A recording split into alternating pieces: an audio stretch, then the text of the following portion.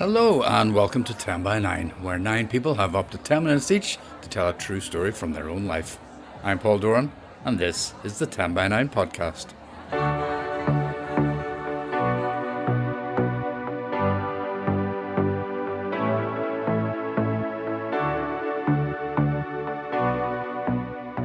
It's great to be back with another podcast of wonderful true stories, and here's a little bit of background to this episode titled America. Earlier in the year, I got a lovely request from a friend who runs 10 by 9 in Nashville, Michael McRae. He was bringing a group to Belfast from the States and wanted them to experience 10 by 9 in its natural habitat, so to speak. But we couldn't make the dates work, so instead, we arranged a special 10 by 9 with the theme America. And who hasn't got a story on that topic? We all agreed it would be fantastic to live in America, and the best way to learn about it was a pen pal. I may have not got to San Francisco, but at least in Belfast I learned how to dress like a homosexual. What's a toasty? You know, bread, cheese, cooked, a toasty? Oh, like a panini. No, like a toasty. We were in our beloved black box as ever, but this time on a Friday. It was August 1st, and it was fantastic with a wonderful audience. And by the way, all our dates for 2026 are now on the 10 by 9 website, so get them into your diaries and be sure to join us soon. Okay, let's get on with our 3 stars and stripes stories, and we start with a local voice. Here's Fiona O'Neill. When I was a teenager, we were all into our pen pals. We scoured the pen pal agencies, spent serious amounts of time browsing stationery sets in Sheehy's and Cookstown, and serious amounts of pocket money on stamps. Our teachers actively encouraged us to contact strangers so that we could practice French and German. But the language I really wanted to work on was American English. Like all my friends, I was fascinated with the US and started my education with TV. This was before the golden age, before Tony went to his shrink, before Dawn lit a cigarette and Peggy got a job. My instruction began with Heart to Heart, where Jennifer shook her hair and laughed while driving because she's gorgeous, and Jonathan punched people in the face. Then there was the Dukes of Hazzard. My brothers ran inside on a Saturday afternoon, but I stayed out playing because I thought it was about dukes. Then I discovered it was a gritty drama about a family too broke to fix their car doors.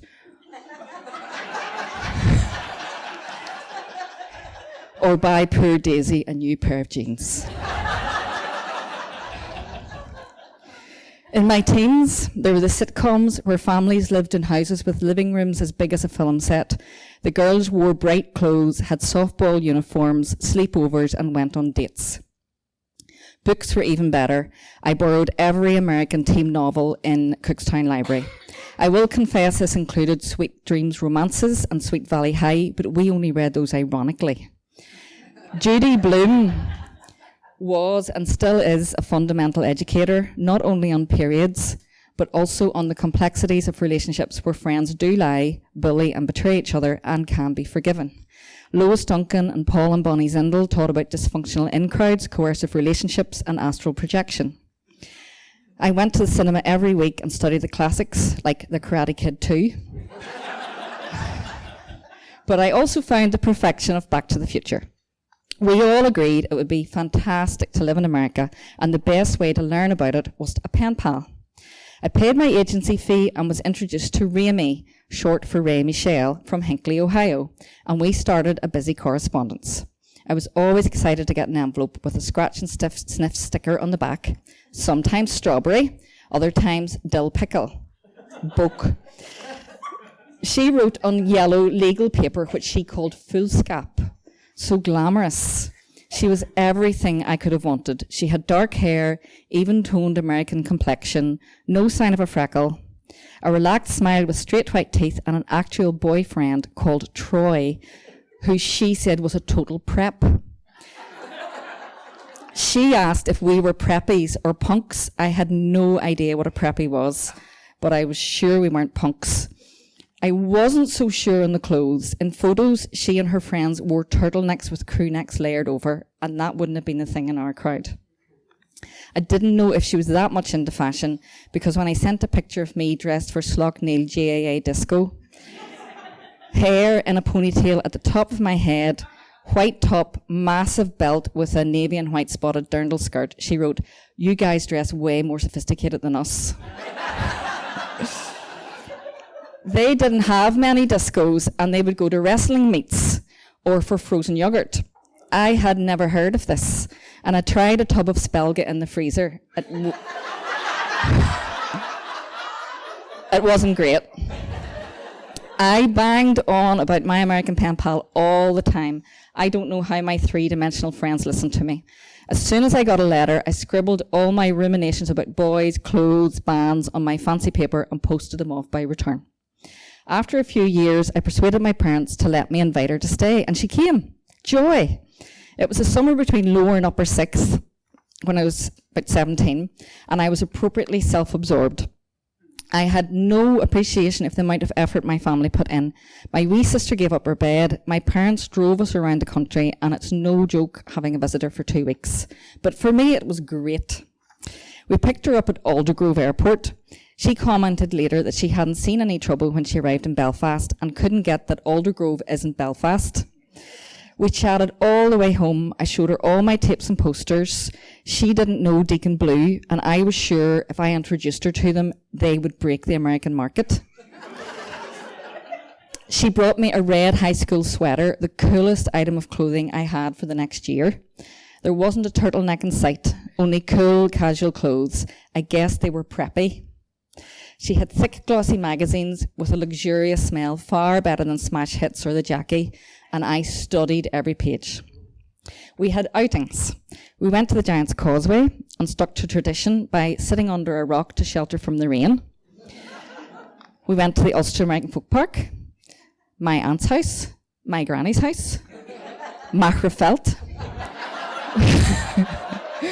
We walked up and down Cookstown Street, and we went to the newly opened pizza shop on the Fair Hill, which is still the best. We went shopping in Belfast and didn't see any trouble. I had graduated from Slough-Neil, so there was no going up the mountain on the Friday night. We went to Clubland, the top Cookstown nightclub, nice and early and time for liftoff. I pointed out boys I liked, and people who didn't normally bother with me came up to talk to my American. She wanted to go back the second week, so it must have been good. For all that enthrallment, there was still downtime, and she taught me things. Americans eat grilled cheese sandwiches. We've heard this before. These are better than toasties because you butter the outside of the bread and put it on the frying pan. I learned from experience that it must be butter, not low-fat spread, if you don't want to ruin the pan. I always thought she was saying girl cheese, and I still call them that. I listened to proper rock music and learned not to say John Cougar, but John Mellencamp. We went to the library. By now I was beyond Judy Blume and fancied myself as literary, so I was trying to read the classics. She found the romance section, which bore no relation to Sweet Dreams. I had never seen the like, lurid front pictures of people in the olden days with wardrobe malfunctions and a whole load of carry on inside. So we did a fair wee bit of reading. After 2 weeks, that poor girl got to go home. As we said goodbye, we had a hug, and she had tears in her eyes as if she was sad to go.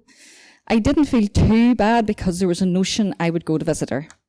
We kept writing by return, and she told me about strife with her boyfriend, about going to college. I did my A-levels and went up to Queen's.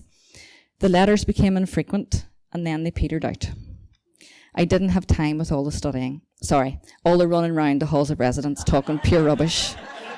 Going to the snack bar disco and getting a boyfriend. A long-term relationship, 4 months. I think I was starting to live my life and didn't take the time to write it anymore. I'm sorry to say I've forgotten her surname. And I thought I had lost all the letters, but while writing this, I found some in my big box of old things, and there was even an envelope with a dill pickle sticker, which still has a smell, and it's not too bad. She wrote the address on the envelopes, but never her surname. But I haven't lost Ramie, as I have all these memories. I still think about her every time I see a dill pickle, or walk past Spoon Street, where there's frozen yogurt, And my daughter makes girl cheese sandwiches. I've tried looking her up, but I only have Ramey, Hinckley, Ohio as a reference, and it's getting me nowhere. I'd love to reconnect, so if any of you know her, would you tell her to get in touch? And failing that, I could write a letter.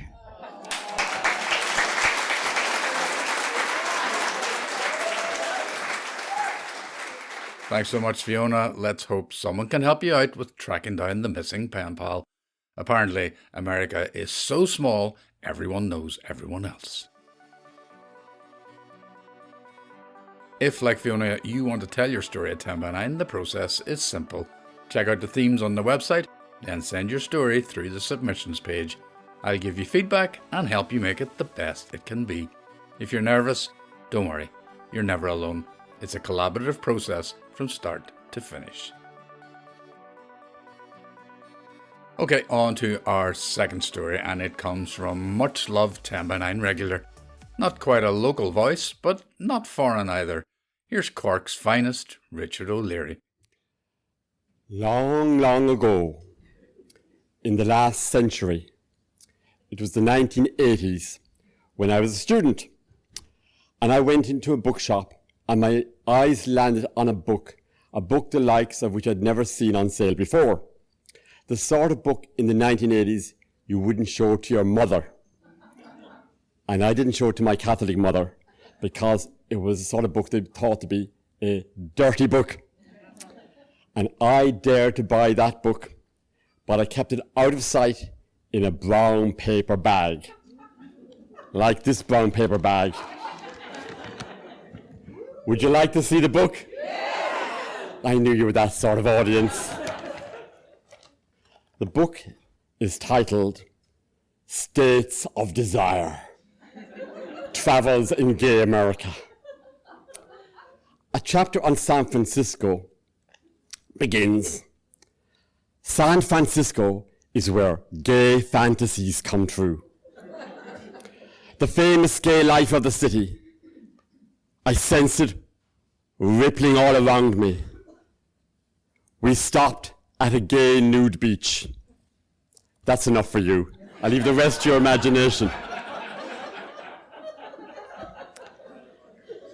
At that time in Ireland, gay male relationships were a criminal offence. So from a young age, I felt I would have to escape from Ireland. And I was reminded of a saying we have in the Irish language, Is Glasí na Cnoc I Wad Uain, which translates into English as far away hills are greener. And as a young man, that's how the world looked to me. And I dreamed of leaving Ireland and going to America and to the gay utopia of San Francisco. My first attempt to go to America was in 1985. I applied for a student J1 visa for the summer in America. And I took care with my visa application. And I even got my boss in the hotel in Ireland where I worked part-time to write me a reference. This reference. To whom it may concern, 1st of March 1985, Richard O'Leary was employed at this Helm Hotel for 3 seasons. He started as a barman and finished as bar manager. His duties include stock taking, staff control, and serving, usually under busy conditions. Richard was always pleasant, honest, and popular with both guests and employees. I wish him well in his further endeavours, and if you ever require information, you can contact me, Harry O'Mara, proprietor, Helm Hotel, Cork, Ireland. This reference may have been a slight exaggeration, but it increased my confidence that I was a shoo-in for J1 visa. And maybe even find a job in a gay bar in San Francisco. And a letter arrived back from American Immigration. Did I get my J1 visa? No, I was refused. And at that time, I'd never heard of anyone who was refused a J1 visa. And I speculated, could it be because the United States Immigration and Nationality Act, Section 212, Paragraph A, subsection 4, stated, an applicant for admission can be excluded from the United States as a homosexual. Was I refused a visa to America because I was a homosexual? Possibly, probably not. I'll never find out. Meanwhile, my interest in San Francisco increased when I discovered a series of novels titled Tales of the City. And here's my own copy. Written by Armistead Maupin, the tales depict the life of a group of mainly gay friends in San Francisco. And I always remember the opening line here. Mary Ann Singleton was 25 years old when she saw San Francisco for the first time. And I was 24 years old in 1988, but it wasn't San Francisco, the utopia for us gay fairies, that I got to see. Instead, in 1988, I moved from Cork to live in that lesser-known city of gay liberation, Belfast.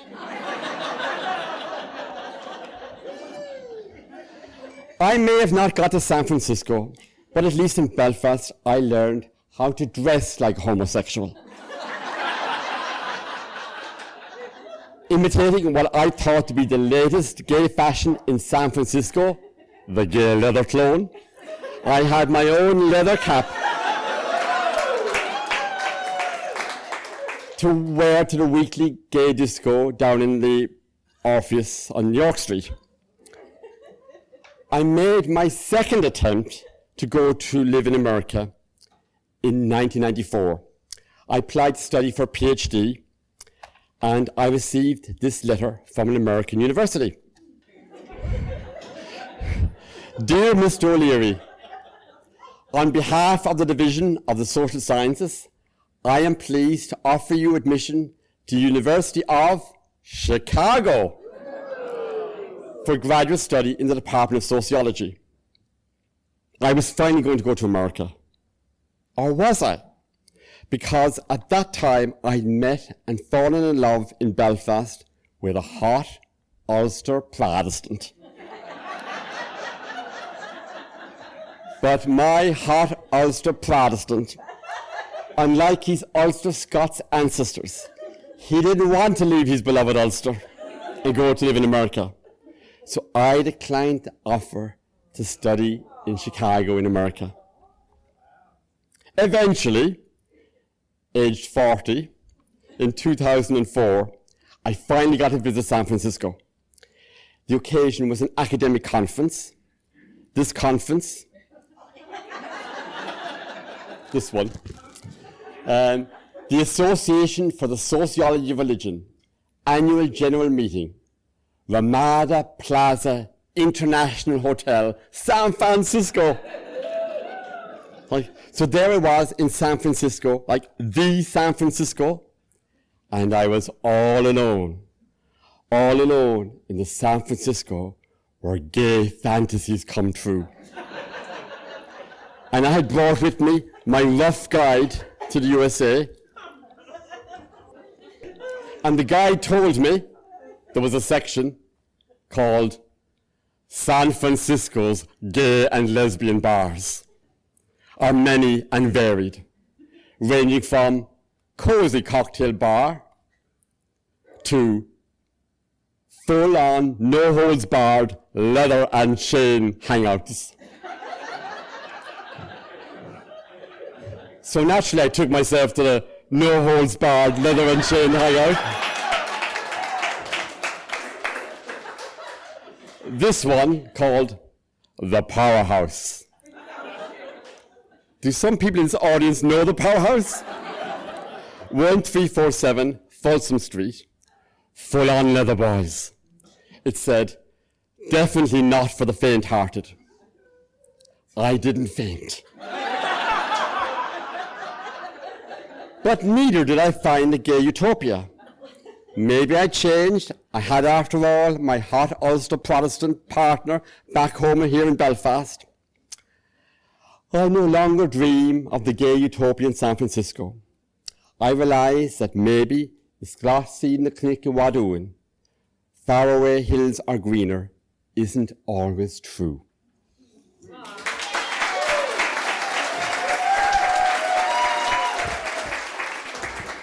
Thanks so much, Richard. I think you won yourself a new fan group across the Atlantic. Brilliant.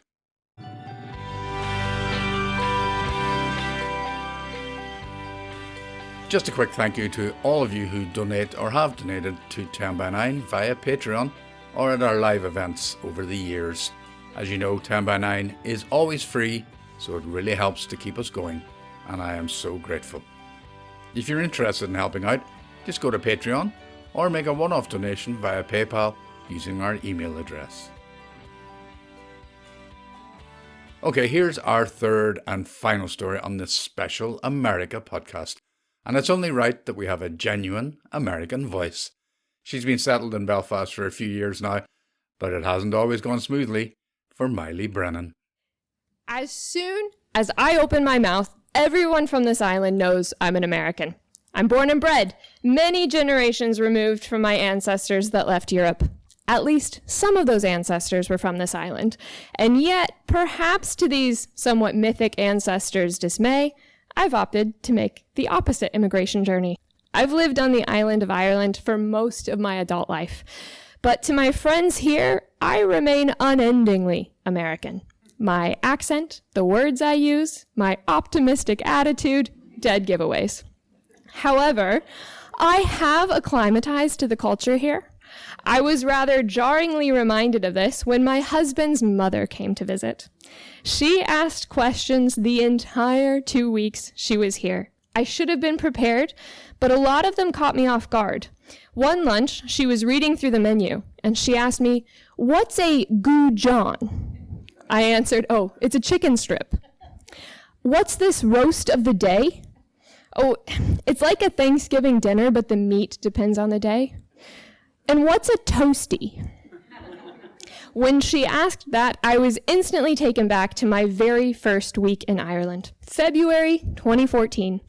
I was on my university's semester-long Irish Studies program based in Greystones, County Wicklow. It was a brilliantly immersive program, but they taught us virtually nothing about Ireland before we came. The head professor was a psychologist, and he wanted to test how quickly intercultural competence could be learned on the ground. One of the first nights we were in Greystones, a few of us decided we would go to Bray, the neighboring town, for dinner at an authentic Irish pub. We walked into the Harbour Bar on that rainy Tuesday night at 8 p.m., and all eyes turned to us. There were only 10 people there. We sat at a table smack in the center of the pub, and we waited for table service. And we waited, and we waited, and waited, and finally I went up to the bar to ask for some menus. The bartender said, "You want a drinks menu?" And I, in my enthusiastic American way, said, "Oh no, a food menu, please." God bless that poor woman. She said, "We don't do food, but I could make you up some toasties." "What's a toasty?" "You know, bread, cheese, cooked, a toasty." "Oh, like a panini." "No, like a toasty." I was confused, but ordered us toasties, only to find out they were grilled cheeses. They were fine. We were grateful for the food, but we were so confused and embarrassed we knew we could never go back to the Harbour Bar. The professor overseeing our program called this a cultural incident. At the end of each week, we were asked to write a report about the cultural incidents we experienced and what we learned from them. Sometimes he would explain to us what we had done wrong. Other times, he encouraged us to ask a local for help. Nothing makes you feel more like a stupid American than going up to someone in Dublin and asking, "Where can I find a mailbox?" And they point right behind you to what you thought was a green trash can. And they say, "That's a post box right there, you Egypt." And you say, "Oh gosh, thank you. What's Egypt?" Later that semester, a few of us met a very friendly older gentleman on the train to Dublin. He answered our questions, asked about our program, and then I asked, "So, do you speak Celtic?" He looked at me and said, "What?" Do you speak Celtic, the language? The look of sudden disbelief, followed by rage, will haunt me for the rest of my life. He said, "The language is Irish, girl. What are you going on about the feckin' Celts for?" He stood up and walked away, and I had no idea what I had done wrong. And when I asked my professor, he said, "That was a cultural incident. You should ask a local and write about it in your report this week." But the most embarrassing, retrospectively cringe-worthy cultural incident of that semester happened during one of the many guided tours that were part of our program. Now, it's worth mentioning that our bus driver, who provided most of the information on our myriad trips around the island, was what I now understand to be an adamant Republican, with certain sentiments not necessarily shared by everyone. So you can imagine my surprise when our tour guide described the IRA as a modern terrorist organization. And I stepped forward and said, "What do you mean? They freed the Irish from the British." She looked over me to make eye contact with my professor and made this face. That next day, we received a crash course on Northern Ireland and the Troubles. And unfortunately for me, the cultural incidents didn't end when that semester concluded, because I then decided to move to Galway, which is just a bit different than Dublin. Many more incidents happened there, mostly centered around pronunciation of Irish words, and my false assumption that black and tans was a nickname for a dog breed. Yeah. The cultural incidents that are freshest in my minds are the one that happened when I moved to Belfast. You know, I thought after living on this island for a few years, writing my master's thesis about Northern Ireland, I had a pretty good grasp on what I was getting into moving here. I did not.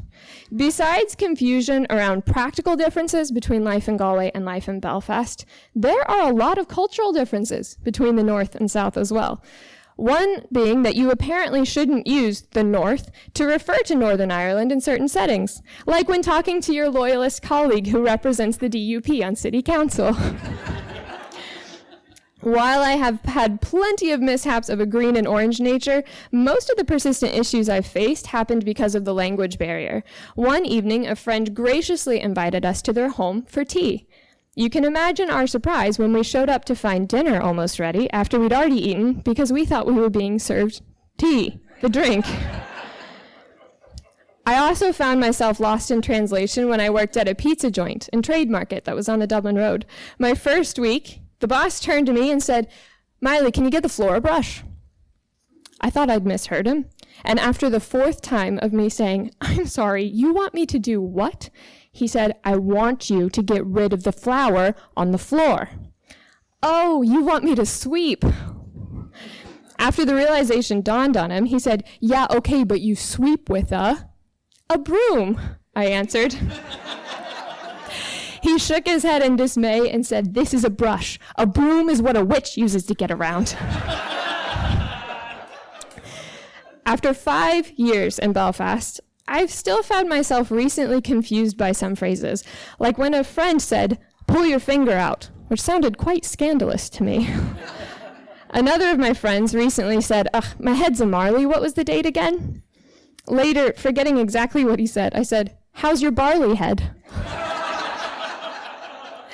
However, the misunderstandings are fewer and far between, and my personal lexicon has changed to the point that I sometimes confuse myself as to whether a phrase is from Belfast or from America. The way I've slipped into the language and rhythms of Belfast tends to come into focus when we have American visitors, like my mother-in-law. There is juxtaposition between the language and culture she brought from home and the language and culture of my new home, and I exist in both. I can translate. She asked, "What's a toastie?" And I answered, a toastie's a grilled cheese. That's Mylie Brennan. Well done, Mylie. Thanks, Mylie. We love your cultural incidents. And what is the obsession with grilled cheese? It's just a toastie, for goodness sake. By the way, that was Michael McRae's voice you heard thanking Mylie, as he was my co-host on the evening.